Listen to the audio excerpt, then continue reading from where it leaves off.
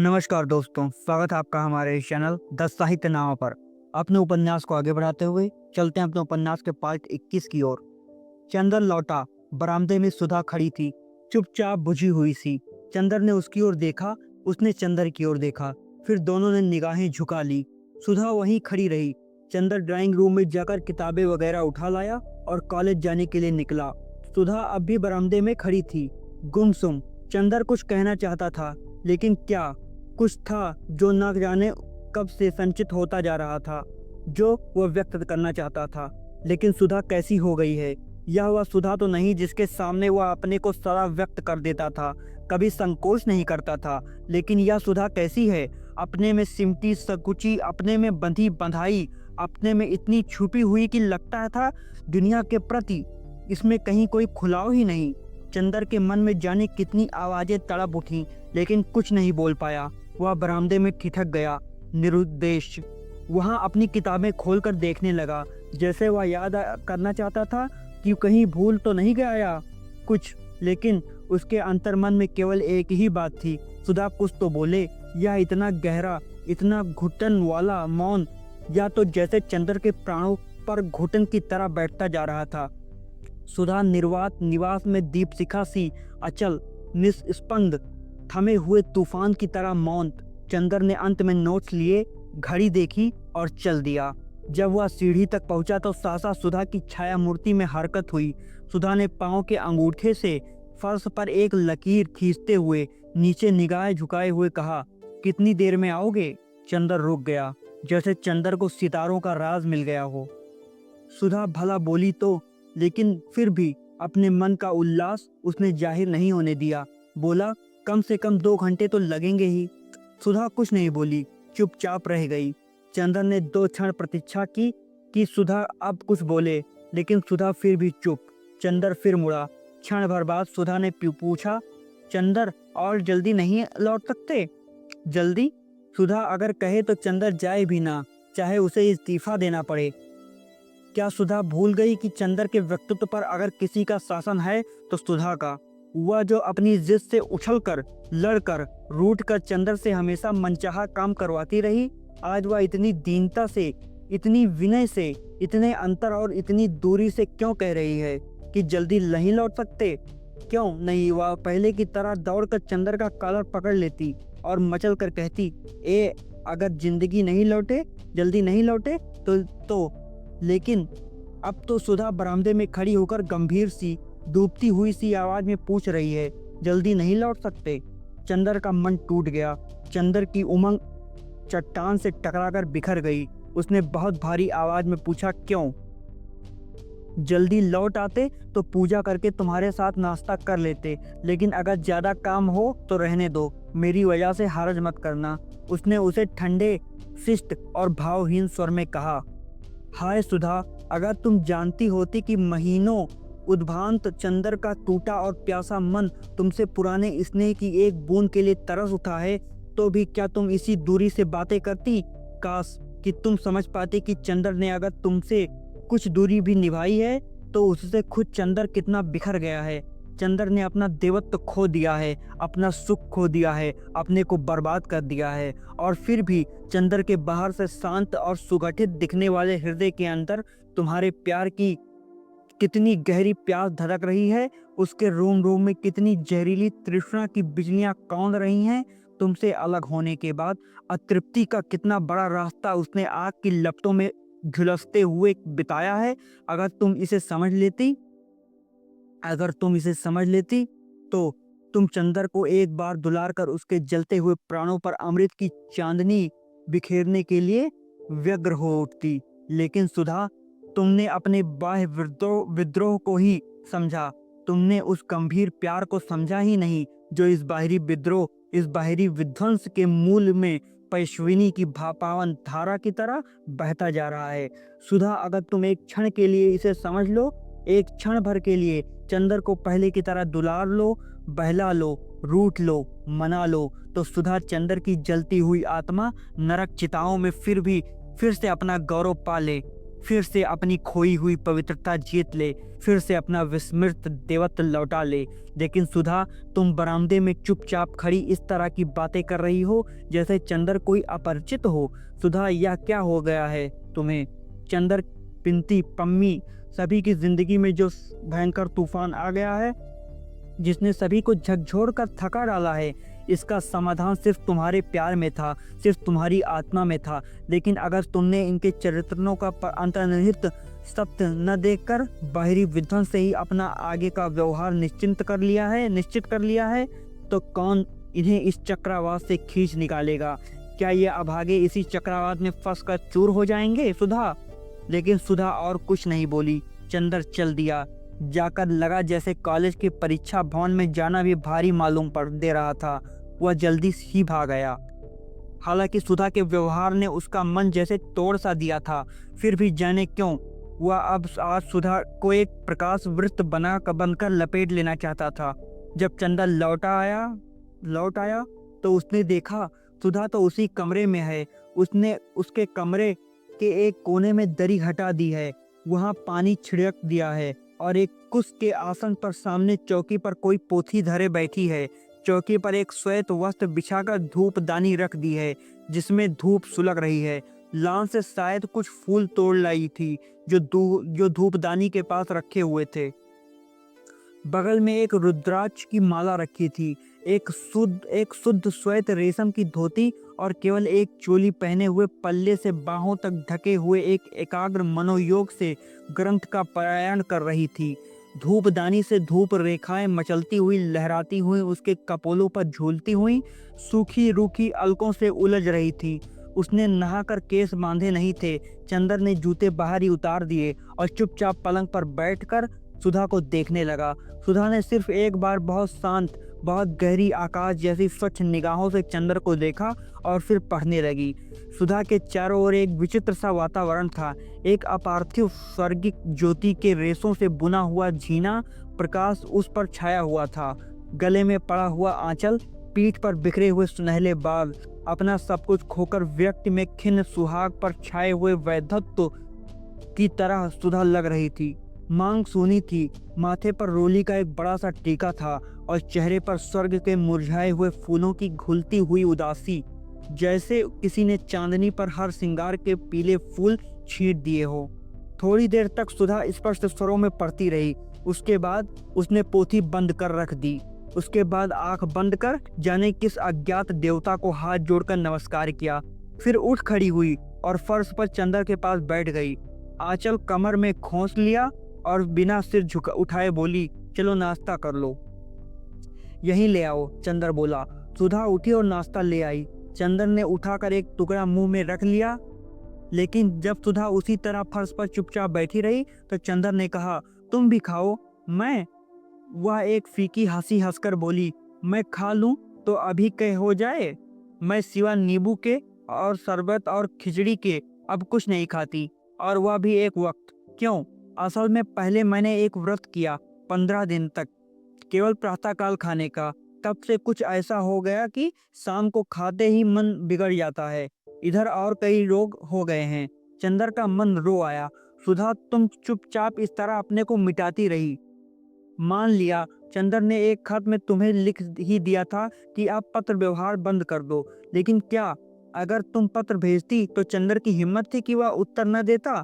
अगर तुम समझ पाती कि चंदर के मन में कितना दुख है।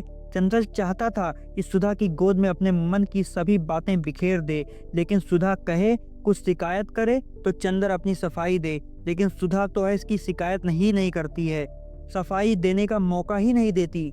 या देवत्व की मूर्ति सी पथरीली सुधा, या चंदर की सुधा तो नहीं। चंदर का मन बहुत भर आया।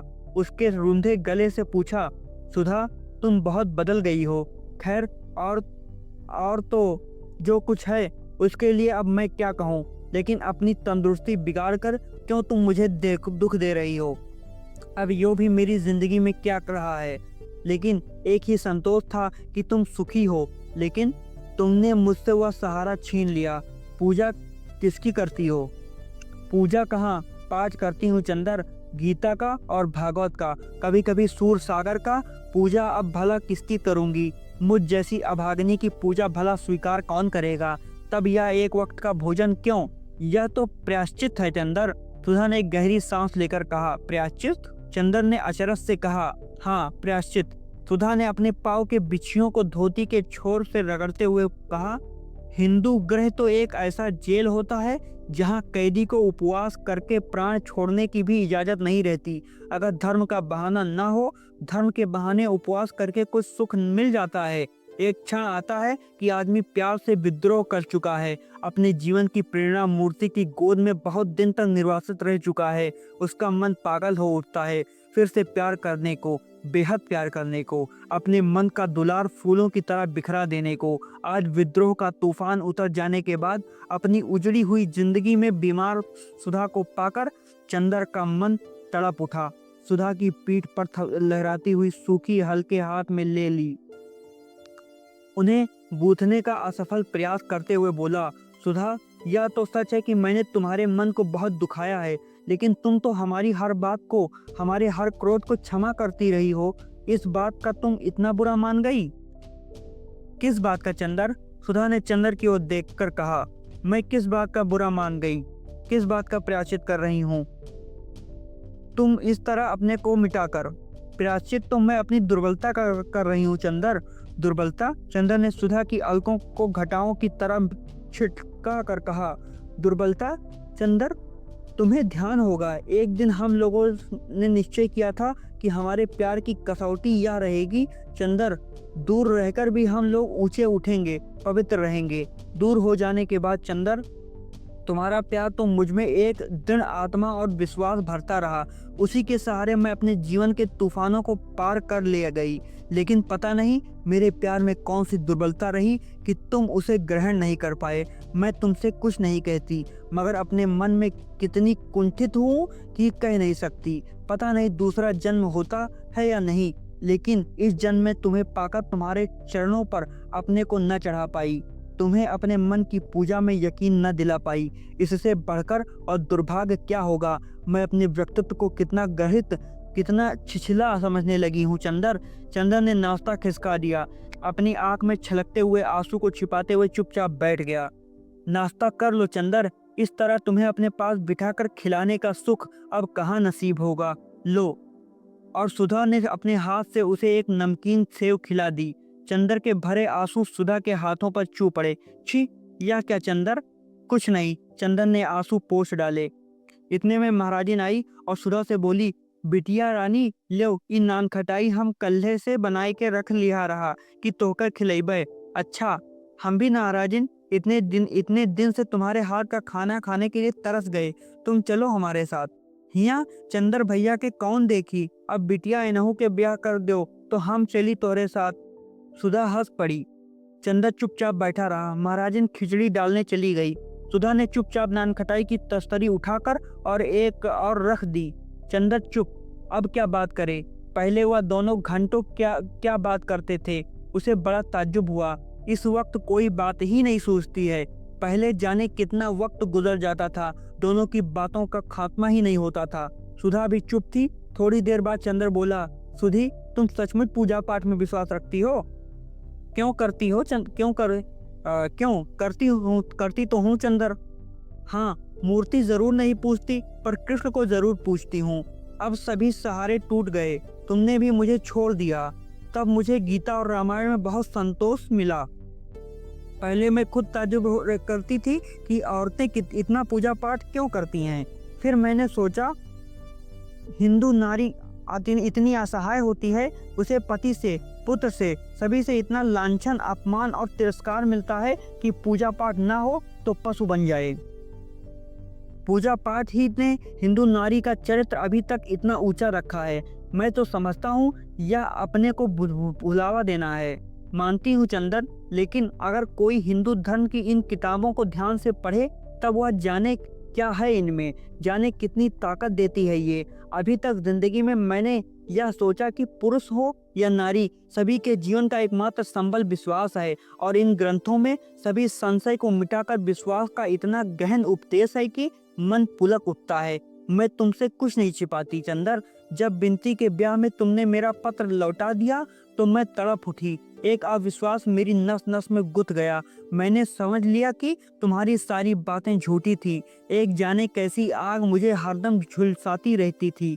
मेरा स्वभाव बहुत बिगड़ गया था। मुझे हर एक से नफरत हो गई थी। हर एक पर झल्ला उठती थी। किसी बात में मुझे चैन नहीं मिलता था। धीरे धीरे मैंने इन किताबों को पढ़ना शुरू किया। मुझे लगने लगा कि शांति धीरे धीरे मेरी आत्मा पर उतर रही है। मुझे लगा कि यह सभी ग्रंथ पुकार पुकार कर कह रहे हैं, सन से आत्मा विनश्यति। धीरे धीरे मैंने इन बातों को अपने जीवन पर घटाना शुरू किया तो मैंने देखा कि सारी भक्ति की किताबें और उनका दर्शन बड़ा मनोहर रूपक है। चंद्र, कृष्ण प्यार के देवता हैं। वंशों की ध्वनि विश्वास की पुकार है। धीरे धीरे तुम्हारे प्रति मेरे मन में जगा हुआ अविश्वास मिट गया। मैंने कहा, तुम मुझसे अलग ही कहाँ हो। मैं तो तुम्हारी आत्मा का एक टुकड़ा हूँ जो एक जन्म के लिए अलग हो गई, लेकिन हमेशा तुम्हारे चारों ओर चंद्रमा की तरह चक्कर लगाती रहूंगी। जिस दिन मैंने पढ़ा, सर्वधर्मान परित्यजम मामेकम शरणम वज्रम अह त्वं सर्वपापेभ्यो मोक्षयिष्यामि मा शुचः, तो मुझे लगा कि तुम्हारा खोया हुआ प्यार मुझे पुकार कर कह रहा है, मेरी शरण में चले आओ, और सिवा तुम्हारे प्यार के मेरा भगवान और है ही क्या। उसके बाद से चंद्र, मेरे मन में विश्वास और प्रेम झलक आया। अपने जीवन की परिधि में आने वाले हर व्यक्ति के लिए सभी मुझे बहुत चाहने लगे। लेकिन चंद्र, जब बिनती यहाँ से दिल्ली जाते वक्त मेरे साथ गई और उसने सब हाल बताया तो मुझे कितना दुख हुआ, कितनी ग्लानि हुई। तुम्हारे ऊपर नहीं, अपने ऊपर। बातें भावनात्मक स्तर से उठकर बौद्धिक स्तर पर आ चुकी थी। चंद्र फौरन बोला, सुधा, ग्लानि की तो कोई बात नहीं। कम से कम मैंने जो कुछ किया है उस पर मुझे जरा सी भी शर्म नहीं। चंद्र के स्वर में फिर एक बार गर्व और कड़वाहट सी आ गई थी। मैंने जो कुछ किया है उसे मैं पाप नहीं मानता। तुम्हारे भगवान ने तुम्हें जो कुछ रास्ता दिखलाया वह तुमने किया। मेरे भगवान ने जो रास्ता मुझे दिखलाया वह मैंने किया। तुम जानती ही हो, मेरी जिंदगी की पवित्रता तुम थी। तुम्हारी भोली निष्पाप सांसें मेरी सभी गुनाह, मेरी सभी कमजोरियां सुलाती रही हैं। जिस दिन तुम मेरी जिंदगी से चली गई, कुछ दिन तक मैंने अपने को संभाला। इसके बाद मेरी आत्मा का कण कण द्रोह कर उठा। मैंने कहा, स्वर्ग के मालिक, साफ साफ सुनो, तुमने मेरी जिंदगी की पवित्रता छीन लिया है। मैं तुम्हारे स्वर्ग में वासना की आग धधका कर उसे नरक से बदतर बना दूंगा। और मैंने होठों के किनारे चुंबन की लपटें सुलगानी शुरू कर दी। धीरे धीरे महाशमशान के सन्नाटे में करोड़ों वासना की लपटें जहरीले सांपों की तरह फुफकारने लगी। मेरे मन को इसमें बहुत संतोष मिला, बहुत शांति मिली। यहाँ तक कि विनती के लिए मैं अपने मन की सारी कटुता भूल गया। मैं कैसे कह दूं कि यह सब गुनाह था। सुधा, अगर ठीक से देखो, गंभीरता से समझो, तो जो कुछ तुम्हारे लिए मेरे मन में था उसी की प्रतिक्रिया हुआ है जो मेरे मन में पम्मी के लिए है। तुम्हारा दुलार और पम्मी की वासना दोनों एक सिक्के के दो पहलू हैं। अपने पहलू को सही और दूसरे पहलू को गलत क्यों कहती हो? देवता की आरती में जलता हुआ दीपक पवित्र है और उससे निकला हुआ धुआं अपवित्र। दीप शिखा नैतिक है और धूम रेखा अनैतिक। ग्लानि किस बात की सुधा? चंद्र ने बहुत आवेश में कहा। छी चंद्र, तुम मुझे समझे नहीं। मैं नैतिक अनैतिक की बात ही नहीं करती। मेरे भगवान ने, मेरे प्यार ने मुझे अब उस दुनिया में पहुंचा दिया है जो नैतिक अनैतिक से उठकर है। तुमने अपने भगवान से विद्रोह किया, लेकिन उन्होंने तुम्हारी बात पर कोई फैसला भी तो नहीं दिया। कोई फैसला तो दिया होता। वे इतने दयालु हैं कि कभी मानव के कार्यों पर फैसला ही नहीं देते। दंड तो दूर की बात, वह तो केवल आदमी को समझाकर, उसकी कमजोरियां समझकर उसे क्षमा करने और उसे प्यार करने की बातें करते हैं चंद्र। वहाँ नैतिकता अनैतिकता का प्रश्न ही नहीं है। तब यह ग्लानि किस बात की तुम्हें? चंद्र ने पूछा। ग्लानि तो मुझे अपने पर थी चंद्र। रहा तुम्हारा पम्मी से संबंध, तो मैं बिनती की तरह नहीं सोचती। इतना विश्वास रखो, मेरी पाप और पुण्य की तराजू ही दूसरी है। फिर कम से कम अब इतना देख सुनकर मैं यह नहीं मानती कि शरीर की प्यास ही पाप है। नहीं चंदर, शरीर की प्यास भी उतनी ही पवित्र और स्वाभाविक है जितनी आत्मा की पूजा। आत्मा की पूजा और शरीर की प्यास दोनों अभिन्न हैं। आत्मा की अभिव्यक्ति शरीर से है, शरीर का संस्कार, शरीर का संतुलन आत्मा से है। जो आत्मा और शरीर को अलग कर देता है वही मन के भयंकर तूफानों में उलझकर चूर चूर हो जाता है। चंदर, मैं तुम्हारी आत्मा थी, तुम मेरे शरीर से। पता नहीं कैसे हम लोग अलग हो गए। तुम्हारे बिना मैं केवल सूक्ष्म आत्मा रह गई। शरीर का प्यास, शरीर की रंगीनियाँ मेरे लिए अपरिचित हो गई। पति को शरीर देकर भी मैं संतोष न दे पाई और मेरे बिना तुम केवल शरीर रह गए। शरीर में डूब गए। पाप का जितना हिस्सा तुम्हारा उतना ही मेरा है। पाप की वैतरणी के इस किनारे जब तक तुम तड़पोगे तभी तक मैं भी तड़पूंगी। दोनों में से किसी को भी चैन नहीं और कभी चैन नहीं मिलेगा। लेकिन फिर हटाओ इन सब बातों को चंदर, तुमने व्यर्थ यह बात उठाई। मैं अब बात करना भूलती जा रही हूँ। मैं तो आई थी तुम्हें देखकर कुछ मन का पाप ताप मिटाने। उठो, खाना खाओ। सुधा बोली, नहीं, मैं चाहता हूँ बातें सुलझ जाएं सुधा। चंदर ने सुधा के हाथ पर अपना सिर रखकर कहा, मेरी तकलीफ अब बेहद बढ़ती जा रही है। मैं पागल ना हो जाऊं। छी, ऐसी बात नहीं कर सोचते। उठो। चंदर को उठाकर सुधा बोली। दोनों ने खाना खाया। महाराजन बड़े दुलार से परस्ती रही और सुधा से बातें करती रही। खाना खाकर चंदर लेट गया और सोचने लगा, अब क्या सचमुच उसके और सुधा के बीच में कोई इतना भयंकर अंतर आ गया है कि दोनों पहले जैसे ही नहीं हो सकते। लगभग 4 बजे वह जागा तो उसने देखा कि उसके पाँवों के पास सिर रखकर सुधा सो रही है। पंखे की हवा वहां तक नहीं पहुंचती। वह पसीने से तरबतर हो रही है।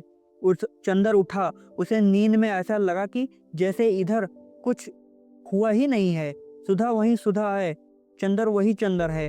उसने सुधा के पल्ले से सुधा के माथे और गले का पसीना पोंछ दिया और हाथ बढ़ाकर पंखा उसकी ओर घुमा दिया। सुधा ने आंखें खोली, एक अजीब सी निगाह से चंदर की ओर देखा और चंदर के पांव को खींचकर वक्ष से लगा, फिर आंख बंद करके लेट गई। चंदर ने अपना एक हाथ सुधा के माथे पर रख लिया और वह चुपचाप बैठा सोचने लगा। आज से लगभग साल भर पहले की बात है जब उसने पहल सुधा को कैलाश का चित्र दिखाया था और सुधा रो रो कर उसके पाँव में इसी तरह मुंह छिपाकर सो गई थी। और आज सुधा साल भर में कहां से कहां जा पहुंची है। चंदर कहां से कहां गया है। काश कि कोई उनकी जिंदगी की स्लेट से इस वश में खींची हुई मानसिक रेखाओं को मिटा सके तो कितने सुखी हो जाएं दोनों। चंदर ने सुधा को हिलाया और बोला, सुधा सो रही हो? नहीं, उठो। नहीं चंदर, पड़ी रहने दो। तुम्हारे चरणों में सब कुछ भूलकर एक क्षण के लिए भी सो सकूंगी। मुझे इसका विश्वास नहीं था। सब कुछ छीन लिया है तुमने। एक क्षण की आत्म प्रवंचना क्यों छीनते हो? सुधा ने उसी तरह तड़पते हुए जवाब दिया। अरे उठ पगली। चंदर के मन में जाने कहाँ मरा पड़ा हुआ उल्लास फिर से जिंदा हो उठा था। उसने सुधा की बाह में जोर से चुटकी काटते हुए कहा, उठती है या नहीं, आलसी कहीं की। सुधा उठकर बैठ गई। क्षण भर चंदर की ओर पथराई हुई निगाहों से देखती रही और बोली, चंदर, मैं जाग रही हूँ, तुम्ही ने उठाया है मुझे। चंदर, कहीं सपना तो नहीं है और फिर टूट जाए। और सुधा सिसक कर रो पड़ी। चंदर की आंखों में आंसू आ गए। थोड़ी देर बाद वह बोला, सुधा, कोई जादूगर अगर हम लोगों के मन से यह कांटा निकाल देता तो मैं कितना सुखी होता। लेकिन सुधा, अब मैं तुम्हें दुखी नहीं करूंगा। यह तो तुमने पहले भी कहा था चंदर, लेकिन इधर जाने कैसे हो गए हो? लगता है तुम्हारे चरित्र में कहीं स्थायित्व तो नहीं। इसी का तो मुझे दुख है चंदर। अब रहेगा सुधा, तुम्हें खोकर, तुम्हारे प्यार को खोकर मैं देख चुका हूँ और कि मैं आदमी नहीं रह पाता, जानवर बन जाता हूँ। सुधा, अगर तुम आज से महीनों पहले मिल जाती तो जो जहर मेरे मन में घुट रहा है वह तुम्हारे सामने व्यक्त करके मैं बिल्कुल निश्चिंत हो जाता। अच्छा सुधा, यहाँ आओ, चुपचाप लेट जाओ, मैं तुमसे सब कुछ कह डालूं, फिर सब भूल जाऊं। बोलो, सुनोगी? सुधा चुपचाप लेट गई और बोली, चंदर, या तो मत बताओ या फिर सभी स्पष्ट बताओ। हाँ बिल्कुल स्पष्ट सुधी, तुमसे कुछ छिपा सकता हूँ भला? चंदर ने हल्की सी चपत मारकर कहा, आज मन जैसे पागल हो रहा है। तुम्हारे चरणों पर बिखर जाने के लिए जादूगरनी कहीं की। देखो सुधा, पिछली दफे तुमने मुझे बहुत कुछ बताया था कैलाश के बारे में। हाँ, बस उसके बाद से एक अजीब सी अरुचि मेरे मन में तुम्हारे लिए होने लगी थी। मैं तुमसे कुछ छिपाऊंगा नहीं। तुम्हारे जाने के बाद बंटी आया। उसने मुझसे कहा कि औरत केवल नई संवेदना, नया स्वाद चाहती है और कुछ नहीं। अविवाहित लड़कियां विवाह और विवाहित लड़कियां नए प्रेमी, बस यही उनका चरम लक्ष्य है। लड़कियां शरीर की प्यास के अलावा और कुछ नहीं चाहती। जैसे अराजकता के दिनों में किसी देश में कोई भी चालाक नेता शक्ति छीन लेता है, वैसे ही मानसिक शून्यता के क्षणों में बंटी जैसे मेरा दार्शनिक गुरु हो गया। उसके बाद आई पम्मी। उससे मैंने कहा कि क्या आवश्यक है कि पुरुष और नारी के संबंधों में सेक्स हो ही? उसने कहा हाँ, और यदि नहीं है तो प्लेटानिक यानी कि आदर्शवादी प्यार की प्रतिक्रिया सेक्स की ही प्यास में होती है। अब मैं तुम्हें अपने मन को चोर बतला दूं। मैंने सोचा कि तुम भी अपने वैवाहिक जीवन में रम हो गई हो। शरीर की प्यास ने तुम्हें अपने में डुबा दिया है और जो अरुचि तुम मेरे सामने व्यक्त करती हो वह केवल दिखावा है। इसलिए मन ही मन मुझे तुमसे चिढ़ सी हो गई। पता नहीं क्यों यह संस्कार मुझ में दृढ़ सा हो गया और इसी के पीछे मैं तुम्ही को नहीं, पम्मी को छोड़कर सभी लड़कियों से नफरत सी करने लगा। बिंती को भी मैंने बहुत दुख दिया। ब्याह में जाने के पहले ही बहुत दुखी होकर गई।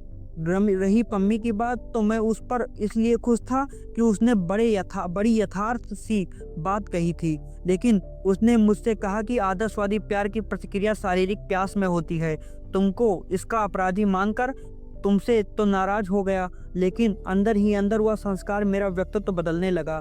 सुधा, पता नहीं तुम्हारे जीवन में प्रतिक्रिया के रूप में शारीरिक प्यास जागी या नहीं, पर मेरे मन के गुनाह तो तूफान की तरह लहरा उठे। लेकिन तुमसे एक बात नहीं छिपाऊंगा, वह यह है कि ऐसे भी क्षण आए जब पम्मी के समर्पण ने मेरे मन की सारी कपटता धो दी। बोलो, तुम कुछ तो बोलो सुधा। मिलते हैं अगले पार्ट में, पार्ट 22 में। धन्यवाद।